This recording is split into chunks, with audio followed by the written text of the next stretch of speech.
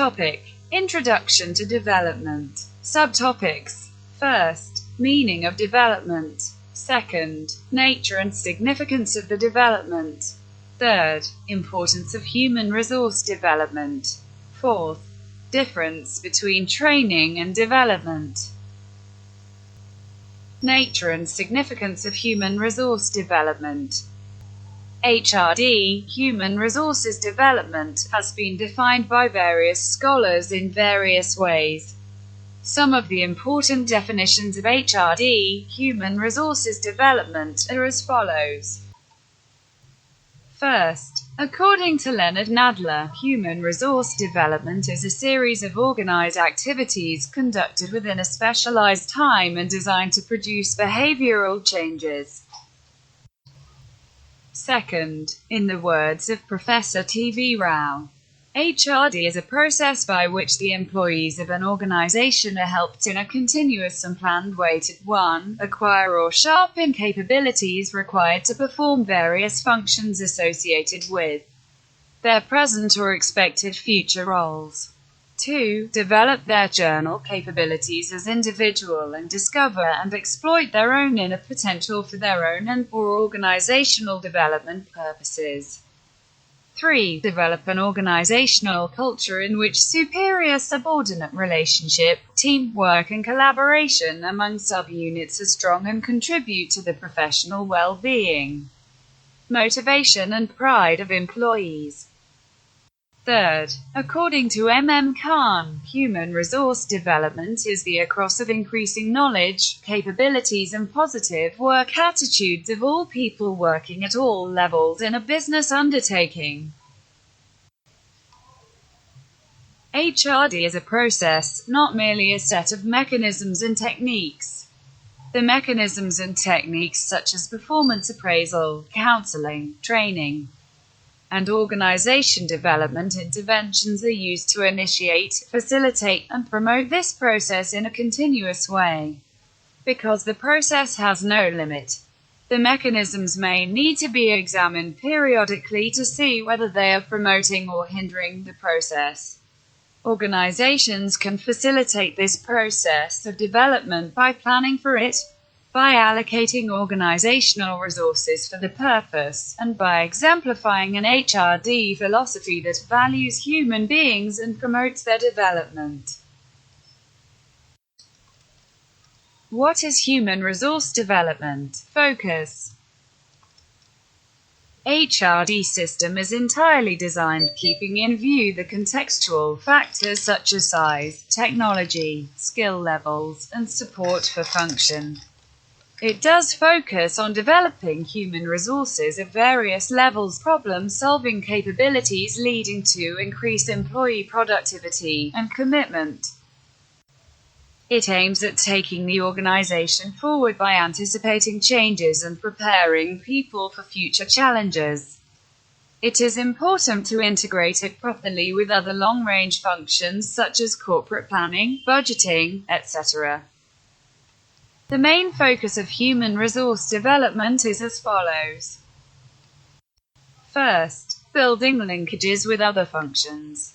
Human resource development systems should be designed to strengthen some other functions in the company. These functions are long-range corporate planning, budgeting and finance, marketing, production, and other similar functions. These linkages are of great significance. Second, balancing specialization and diffusion of the function. Although HRD includes specialized functions, line people should be involved in various aspects of HRD. Action is the sole responsibility of the line people, and HRD should strengthen their roles accordingly. Third, balancing adaptation and change in the organizational culture. HRD systems are designed to suit the organizational culture, yet the role of HRD may be to modify that culture to increase the effectiveness of the organization. There are two contrary views. First view is HRD should be designed to suit the culture, and the second view that HRD should be able to change the culture. Both positions seem to be extreme. Yet they are complementary. HRD should take the organization forward, and this can be done only if its design anticipates change and evolution in the future. Fourth, focus on enabling capabilities. The main purpose of HRD is to assist the organization to enhance its enabling capabilities. These capabilities include the following: development of human resources, development of organizational health, improvement of problem-solving capabilities, development of diagnostic abilities so that problems can be located quickly and effectively to achieve increased employee productivity and commitment. Fifth, attention to contextual factors. After considering the various contextual factors of the organization, the following issues are decided and settled. What is to be included in the HRD system? How it is to be subdivided, what designations and ties will be used, and similar issues: its culture and tradition, size, technology, levels of existing skills, available support for the function, availability of outside help, and so on. Why is human resource development management is important? Any organization grows due to its highly efficient staff and their performances. Performance of every staff of the organization will help in the dynamic growth and development of the organization. Hence, in order to perform well, the organization needs to keep its employees' morals and motives very high and strong. For such high morals and motives, the employees need to undergo regular training and coaching programs organized by the company. Along with trainings and coaching, the company needs to continuously monitor their performances and developments. Human resource development concept adds to the benefit of the employee and the organization. The important functions and features of HRD. First, their first motive is to develop the potentials of an employee as an individual employee with regards to its current and expected future goals. Second, to develop the relationship between the subordinates and the supervisor to maintain team spirit and smooth functioning of work within teams, interdepartments, and also create collaboration amongst different departments. Third, the human resource development definition also works towards the health of the organization itself, renewing capability that enables and increases the self-potential of the individuals working in an organization along with the performances of their teams and the entire organization. Fourth, this team and department of the organization calls the employees the human resources, which are also termed as one of the most essential resources of the organization. Fifth, this system stresses an emphasis on the development of human resources in order to benefit the entire organization along with their development. Sixth, develops and utilizes individual capability the best in order to develop and benefit the employee and the organization to its fullest. Seventh, develops relationships amongst colleagues along with interpersonal skills, building trust and confidence amongst each other and the organization. Eighth, they develop and promote team spirit so that the employees work in teams. As an individual alone cannot run the organization, the work needs to be executed in teams. Ninth, creates and develops a healthy work atmosphere for the individuals in the organization along with developing their competent skills at the organizational level. 10th, it creates collaboration amongst subsystems as human resource development management is a huge system and has a number of functional subsystems that it functions with. 11th, its aim is to develop a sense of responsibility amongst employees along with creating good relationships amongst seniors and subordinates by qualitatively motivating them.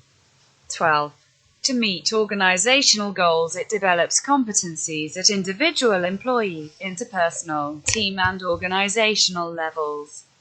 13th, human resource development concept of interdiscipline of concepts such as economics, psychology, sociology, ideas and principles, etc. 14.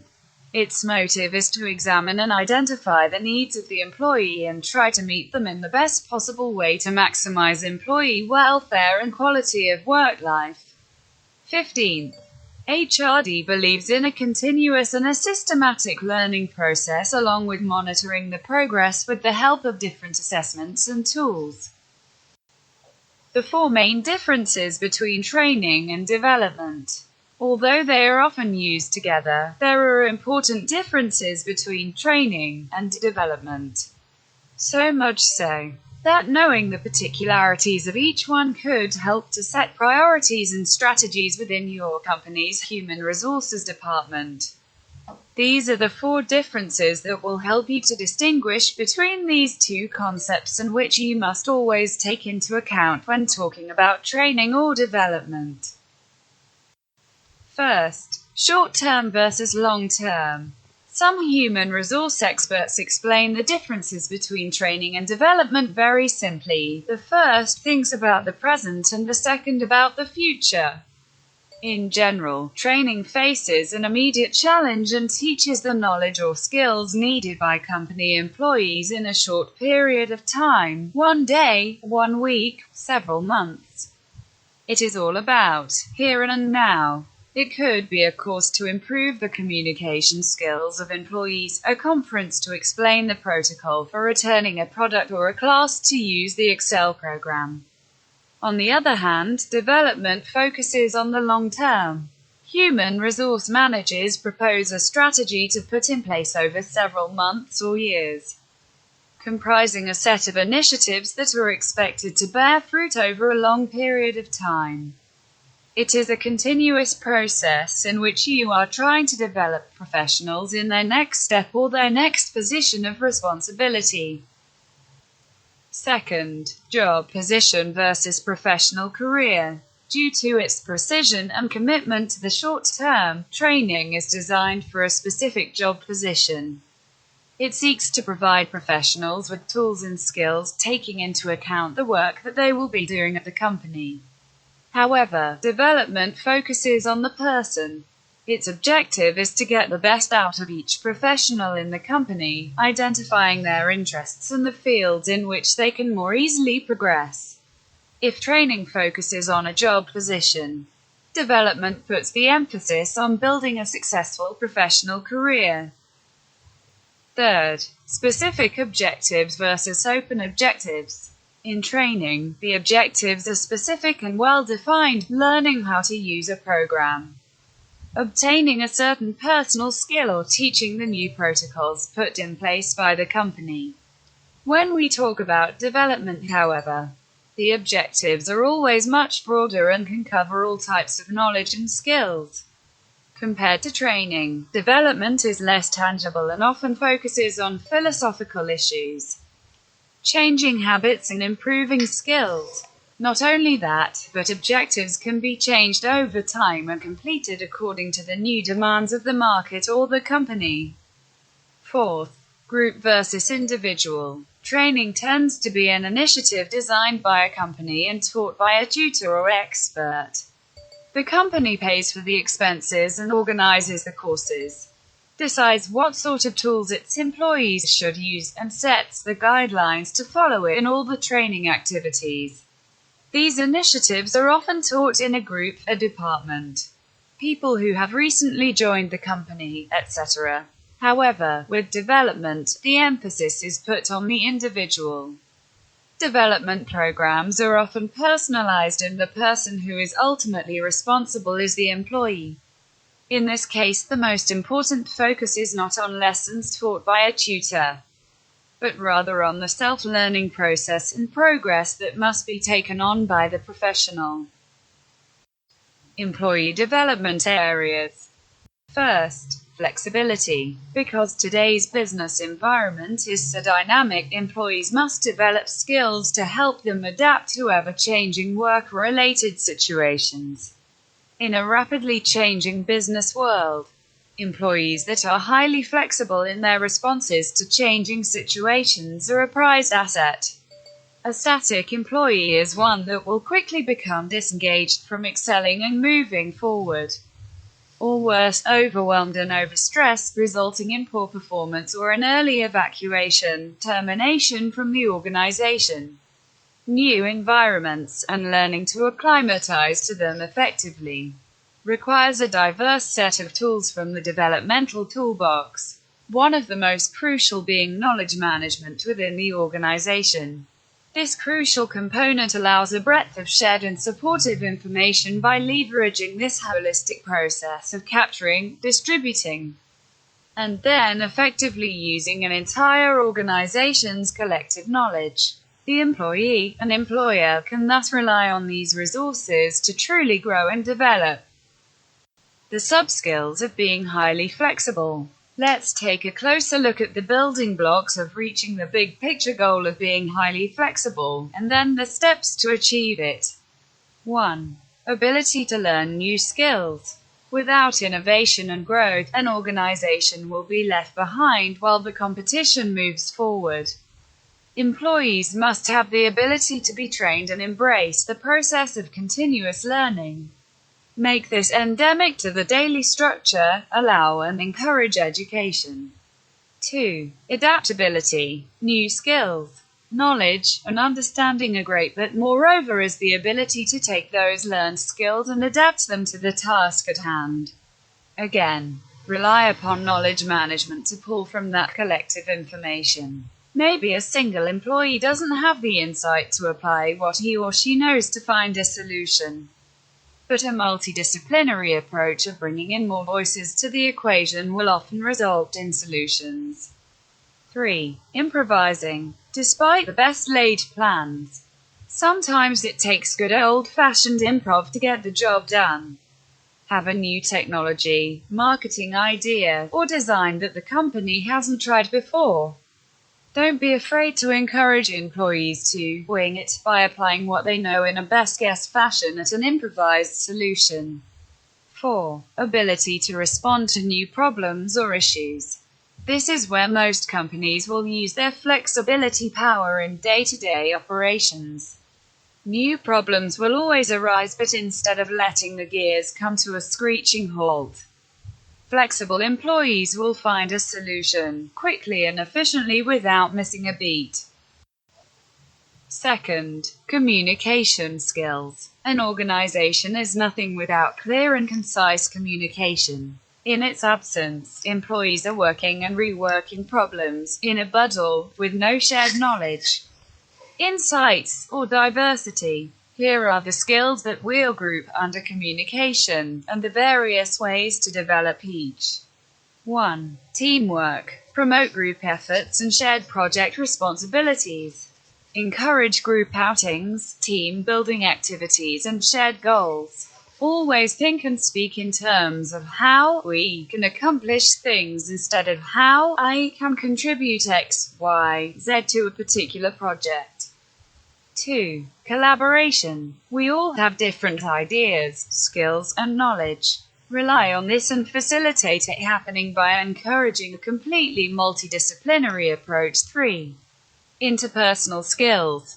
This encompasses a broad range of being a good listener and communicator, from taking responsibility to being a dependable leader. Generally, focus on what it takes to be motivating to other team members and hearing what they have to say and can contribute.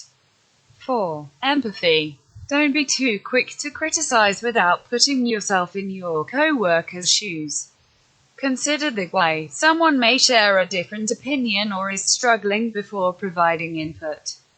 5. Listening skills. Actually listen. What is he, she actually trying to communicate? Be interested, and be engaged. Don't simply wait for your turn to speak. 6. Public speaking. Delivering what you have to say is much harder in front of an audience. Mastering this and then moving to small groups or one-on-one will make you that much better at communicating. 7. Making presentations. Like public speaking, it is a good way to elevate your communication talents. 8. Relationship building. Have you ever met a coworker or leader in that you just jive with? Consider what makes this work, and see if you can pull key interactions or personality traits from this interaction into all your relationships. If not, don't give up. Some working relationships take time to build that rapport. Third, bonus: conflict resolution, tactfulness, work ethic. When working in a team, one needs to be diplomatic and tactful, to not ruffle any feathers. At the same time, doing what is morally right and taking on ethical positions in the workplace can generate conflict. It takes skill to navigate these three, sometimes conflicting, domains. Here's how employers and employees can work together on developing these skills for the good of individuals and the organization as a whole. 1. Training. Employers can nominate employees, especially those who are being groomed for leadership roles, for conflict management and arbitration training. Veteran employees can also coach less senior staff on how to de-escalate potentially volatile situations. Practicing listening skills, learning how to communicate during stressful situations, and mastering the art of being polite but assertive can also help diplomatically resolve workplace conflicts. 2. Self-assessment. When faced with potential conflict in the workplace, doing a quiet self-assessment of the situation can often produce tactful solutions to dealing with it, instead of confronting head-on the source of the irritation. Teaching employees to choose one-on-one discussions or third-party mediation between colleagues is also great employee development areas. Examples. 3. Professionalism, punctuality, self-discipline, fairness, understanding, tolerance, and empathy are all hallmarks of good work ethics. They are also the traits of a good professional. While these traits are inherent to one's character, many of them can be developed through formal training. Volunteering to help colleagues that are struggling with work challenges, or taking time to train newcomers to the organization are great ways to build all these skills. Employees must practice them every chance they get, even when no one else is around to police them. Employers can aid good work ethics by creating a safe, fair and healthy working environment for all employees. Although at first blush, these may seem like disparate employee development areas examples, they are in fact highly correlated. At the end of the day, if employers and employees work jointly to develop these skills, everyone will learn to get along better, for the greater good of the self and the organization. Additionally, as technology is improving, the manual, routine stuff will become more and more automated. As a result, people will have to deal with more complex stuff that requires teamwork, social skills and communication, making these skills even more valuable in all business sectors. Fourth, leadership skills. Leadership styles are diverse, but to lead effectively, there are a few key skills that are common amongst good leaders. Leadership skills are highly valued by employers. Effective leaders can motivate and help others succeed within an organization. A positive leader can lift a company above the competition, while a negative leader can make the work environment a dreadful, unmotivated and withering atmosphere. Here are a few universal traits that you can likely recognize in the successful leaders within your organization. 1. Management skills. This goes beyond ordering people around. Strong management entails understanding those you are managing, motivating them to perform their best and sound logistics to make things run as smoothly as possible. 2. Self-confidence. You cannot inspire confidence in others if you do not exude confidence in yourself. It shows be confident without being cocky. 3. Delegation. One of the initial stumbling blocks of inexperienced leaders is trying to do everything themselves. Realize that great leaders delegate without coming off as bossy or superior. 4. Motivation. This is one of those skills that are hard to teach but easy to recognize. Some people have a way of inspiring. Take note of what they're saying and how they're delivering it. 5. Decision making. Don't be the indecisive squirrel in the road, it rarely turns out well. Make sound and confident decisions based on the best information you have available. 6. Team management. Whether the team is 4 or 24 strong, it is imperative that a leader is there to ensure constant forward motion amongst all team members. This takes balancing time, personalities, responsibilities, and objectives. 7. Team leadership. Think of team leadership as a one-up on team management. People work for a manager but follow a leader. 8. Identifying problems. Hopefully, this occurs before actual problems arise. Experienced leaders can preemptively squash difficulties before they arise, and moreover, can differentiate between a problem and a typical bump in the road. 9. Developing strategies. Otherwise, it's a guessing game. Strong strategies drive workflow in the most efficient manner. 10. Developmental planning. This takes the strategies and places with their goals and a time frame. Measurability is an important aspect of developmental planning. 11. Assessment and evaluation. This is a broad skill that can be applied to all areas of leadership, from processes to personnel. 12. Problem solving. After identifying, rectify problems promptly. Leaders can not only rely on what has worked in the past but also have the innovation to handle problems that haven't been seen before. 13. Strategic thinking. Thinking several moves in advance and playing out the what-ifs in a game plan can lay the groundwork for a team's success. 5th. Organizational skills. Balancing a multitude of tasks effectively and efficiently requires a specific set of skills.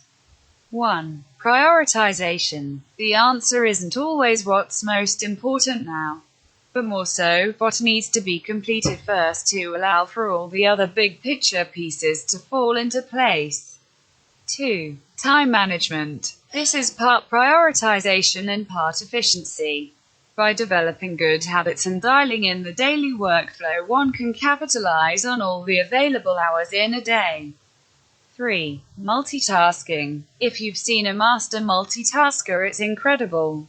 They're a blur of activity, accomplishing several things at once. Just make sure to find a balance. Often there's a negative return on investment when we try to do too many things at once. 4. Managing appointments. No one wins when meetings are missed or appointments are routinely bumped. Allot enough time for each appointment and add a little buffer time if you're continually running late. 5. Productivity. This isn't just working, it's getting things done. If it's taking you twice as long to do something as a colleague, reevaluate and get input on what's making them so much more efficient. 6. Scheduling. The key here is details. Stick to a repeatable format that answers all the questions: who, when, where, and what. Be particularly mindful of travel time and conflicts. 7. Meeting deadlines. Use the notion that a deadline is just a suggestion. Drive hard to meet all deadlines. If a deadline is missed, evaluate why. Was the time frame unrealistic? Not enough manpower? Poor planning? 6. Creativity skills. By developing a culture in which employees are encouraged to share ideas, a creative and innovative workplace can be fostered. Consider implementing these practices to build on creativity. 1. Ensure employees value the importance of creativity, much like any other skill, by setting time aside to formulate ideas. 2. Try suggestion boxes, group sharing and team outings focused on new ideas. 3. Task or job rotations covered below are a great way for employees to consider how one solution can be applied differently in their own field. Gaining new perspectives can be the perfect starting block for new processes. 4. Be supportive of all ideas, even if they're not initially winners. Being enthusiastic grows the process for better ideas in the future. Likewise, accept that new ideas come with a certain amount of risk, so don't punish the ideas that fail. Do, however, reward ideas that are impactful. Use these techniques with the goal of developing the following skill set. In doing so, a creative work environment can thrive and produce truly impressive results. 1. Creative thinking. All solutions are not on Google. Stepping outside of what's already on paper is the best way to explore innovation. 2. Brainstorming. If it takes a dozen ideas to land on one good one, that's fine. 3. Conceptualization. Pull observations, experiences, and data to form a working understanding of hard-to-explain ideas. 4. Critical thinking. To excel at critical thinking requires complete objectivity. Evaluate an issue based on data in order to form a judgment.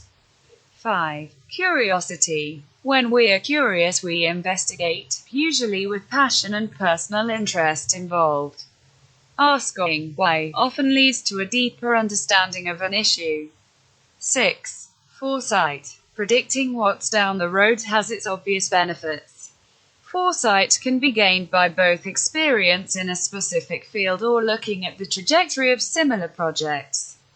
7. Identifying patterns. By keying in on the repetitiveness of processes or outcomes, one can gain the foresight mentioned above. 8. Imaginative. Most inventiveness is a product of imagination. Try exercising your imaginative side by thinking with the objective of being completely original, purposefully putting aside past research and ideas on a topic. 9. Innovative. Use what's pre-established to develop new methods or advancements, e.g., what else can this technology be used for? 7. Bonus. Stress management. A critical skill that companies can foster is stress management. The benefits of creating a less stressful work environment are universally beneficial to both the employer and employee.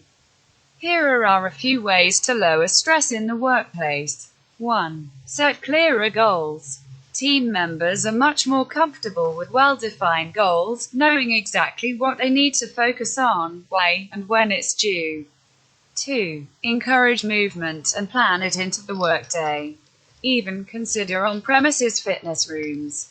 Whether it's exercise at the desk or a walk after lunch, support employees getting up and moving around. Breaks are okay during the day. 3. Teach at desk or in cubicle stress-relieving exercises like relaxation techniques, stretching, standing yoga to help make the workday less stressful.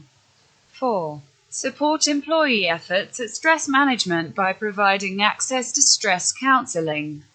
As employees use these services, they'll develop the skills to better manage stressful situations on an ongoing basis.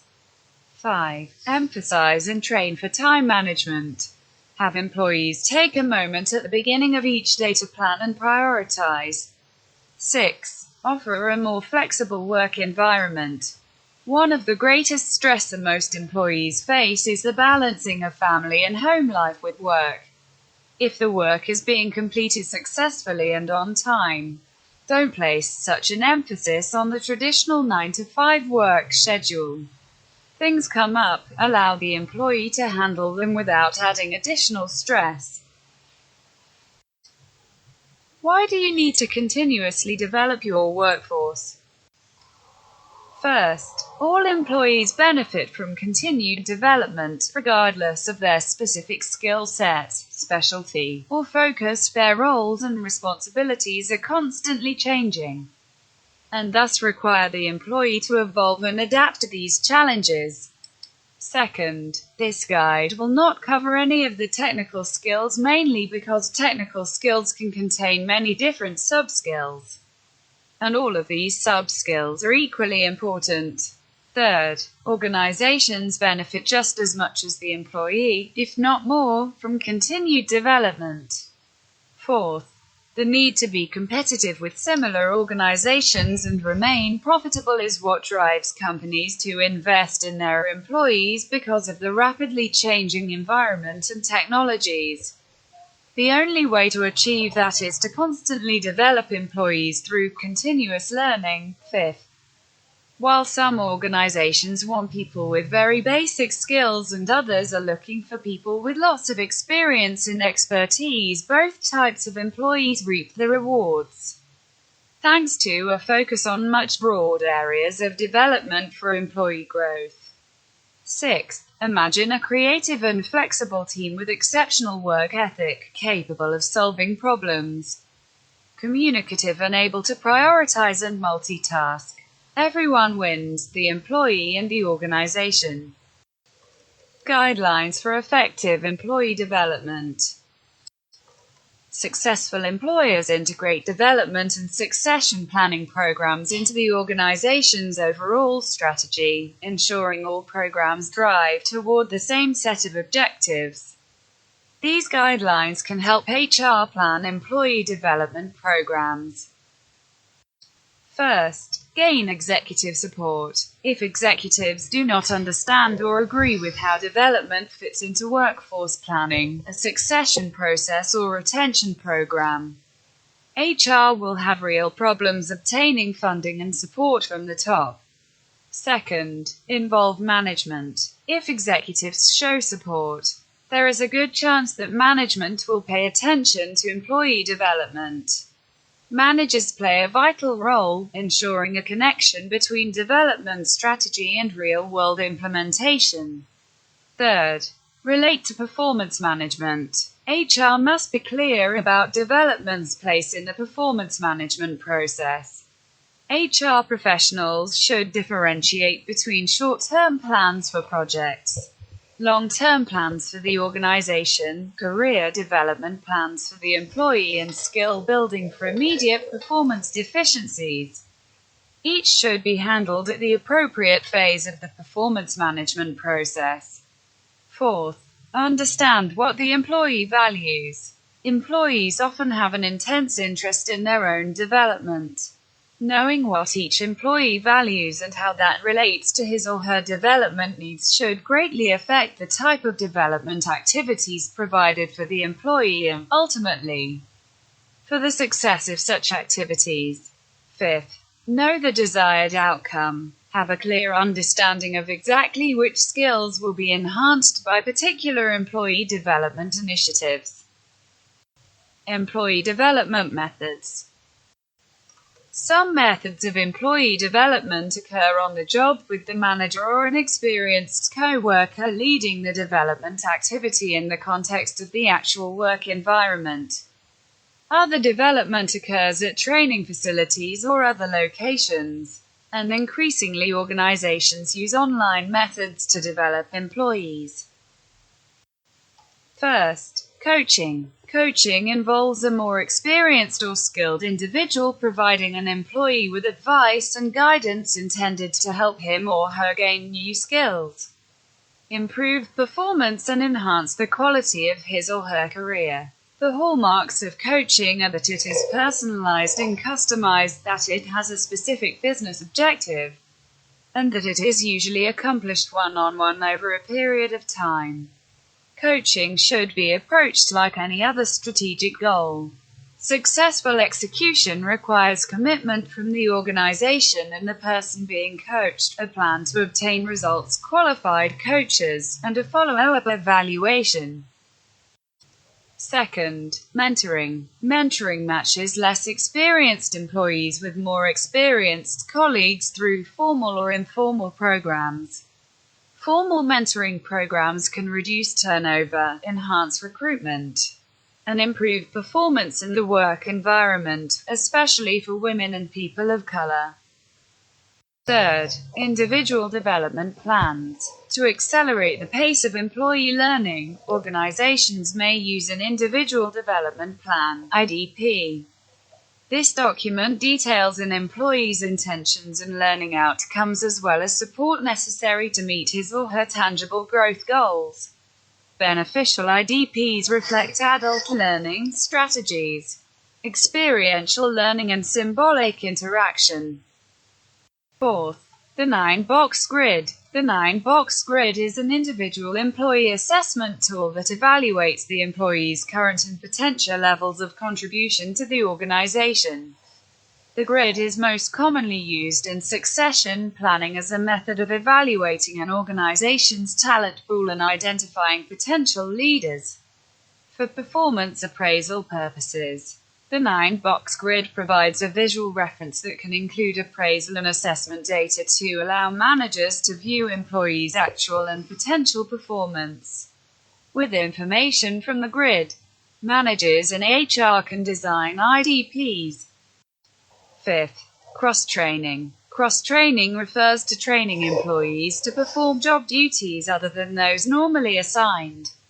Cross-training can be a short-term or ad hoc fix, or it can be an ongoing, planned process. Cross-training usually does not result in immediate advancement, but it does indicate that an employee is interested in learning new skills. This skill diversity may help him or her meet qualifications for future career advancement. Employers find value in cross-training because it is usually more efficient than bringing in new hires. Many managers take those efficiencies to the next level by leveraging technology to improve cross-training efforts. Many employees appreciate cross-training because it allows them to broaden their skills. All cross-training should begin with 2 basic steps. 1. Identifying the knowledge and skills needed for each position, and 2. Cross-referencing that list of knowledge and skills with an inventory of current employees' proficiencies. These steps reveal gaps between employees' current skills and those the organization needs. Technology makes it easy to gather and analyze such information.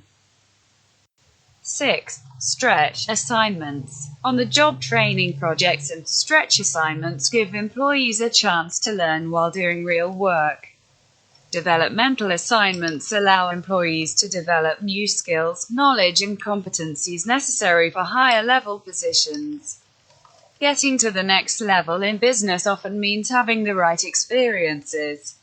Yet many workers do not know what experiences best prepare them for upward mobility.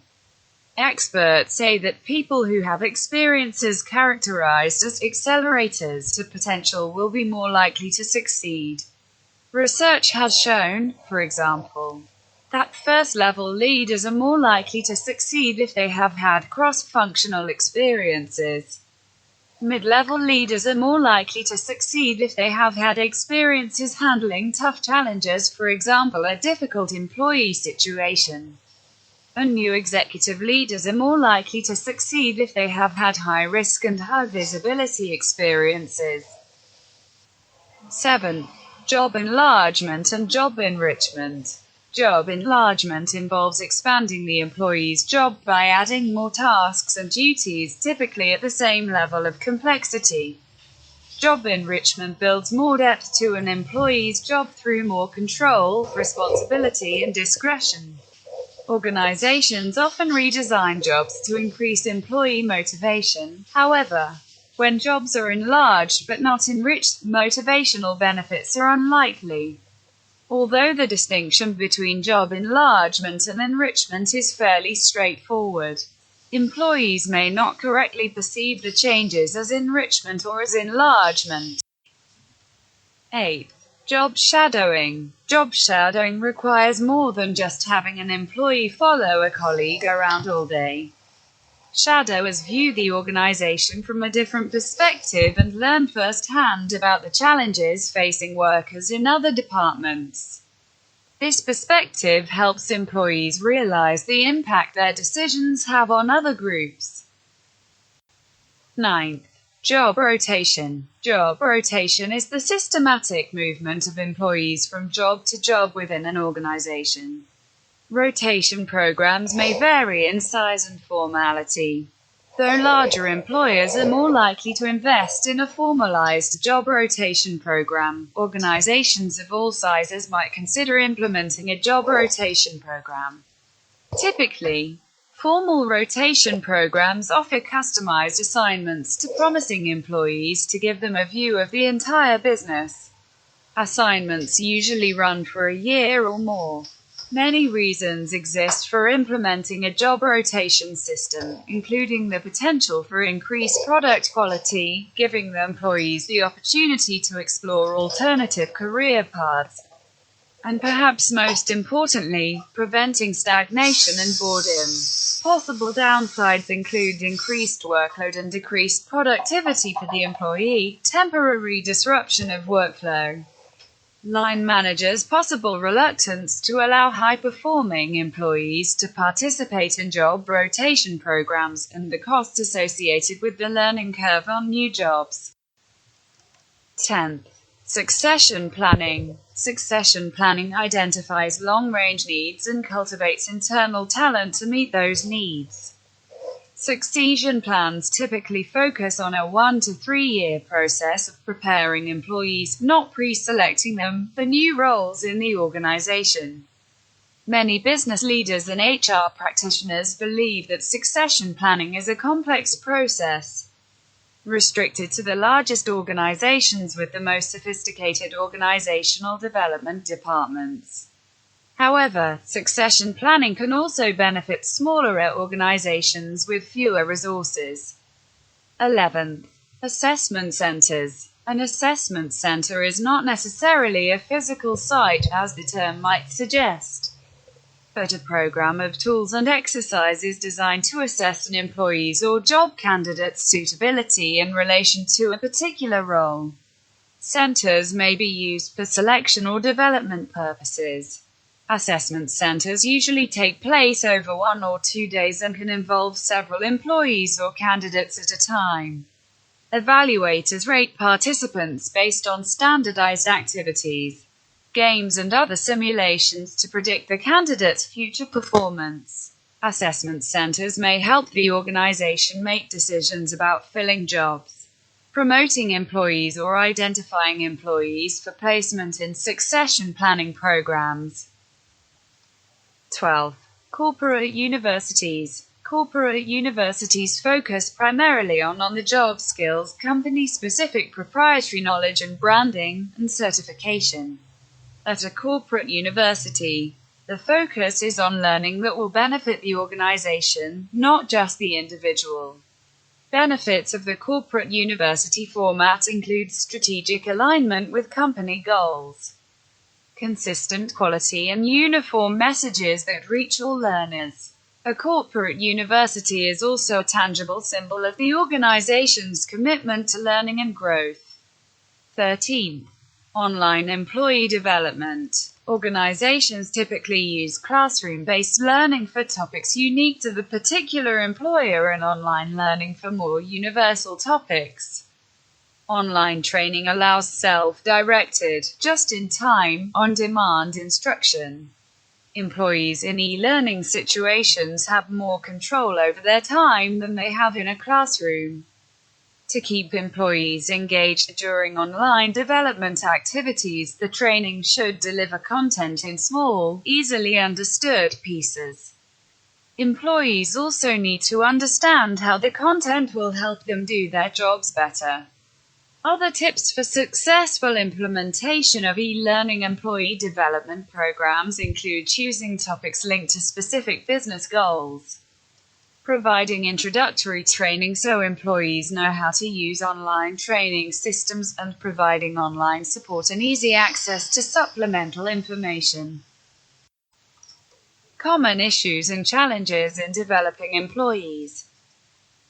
Organizations should be aware of potential problems that may arise in employee development programs, such as funding problems, lack of analytics and metrics, diversity issues, and generational differences. Special challenges stem from the current economic climate in diverse work environments. General issues. Some typical hurdles for employee development programs include the following. First, lack of accountability. Few organizations consistently hold managers or executives accountable for developing their direct reports. Second, gaps in talent development capabilities. Research shows that few organizations have the managerial capability to grow people in their jobs or provide feedback to support employee development. Third, lack of alignment between human capital and business strategy. Fewer than 1 in 5 organizations consistently aligns workforce and business strategies. Fourth, inconsistent execution. Most organizations have fundamental processes in place, such as workforce planning, high potential development programs, and succession planning, but few employers execute these programs consistently. Fifth, limited use of meaningful analytics. Few employers track the metrics that matter, such as the effectiveness of talent management programs. Funding challenges. When work and revenue flow, taking employees away from their desks for development is difficult.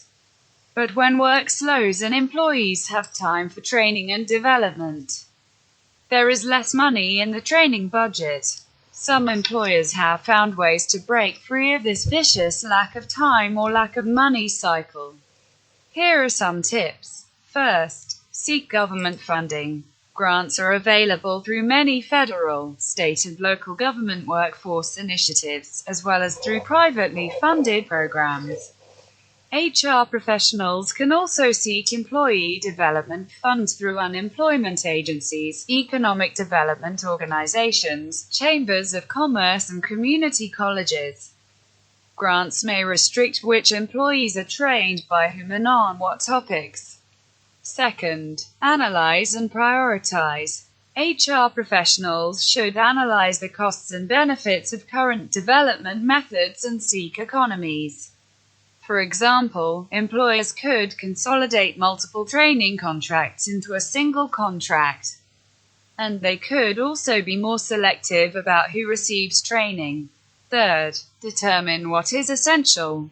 HR can focus training and development efforts in areas critical to infrastructure and on jobs that have the most impact on corporate revenue. Fourth, cut back creatively. Employers could cut travel costs, schedule training to minimize impact on working hours, and use on-the-job development such as mentoring, coaching, and job shadowing.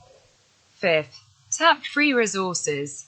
Free resources include communication tools such as Skype, free online university courses, and podcasts of business lectures. Global issues. HR must be savvy about differences in learning and talent development practices in different countries. Some examples of these differences include: first, preferred learning styles. For example, in the United States, the preferred style is participative learning, whereas in Africa and Asia, learning is more of a didactic, lecture-driven practice. Second, popularity of coaching. Coaching by line managers is viewed as the most effective development intervention in the United Kingdom, but ranks lower for practitioners in the United States and India. Third, proliferation of e-learning. Learning and development specialists in the United States are likelier to use technology-enabled learning, and to consider it effective, than are their British or Indian counterparts. When conducting employee development in another culture, HR professionals should apply the same lessons used when conducting any business internationally. Employers must be aware of differences in language, ways that cultures use humor, meanings of nonverbal gestures, appropriate greetings, and local attitudes toward time management.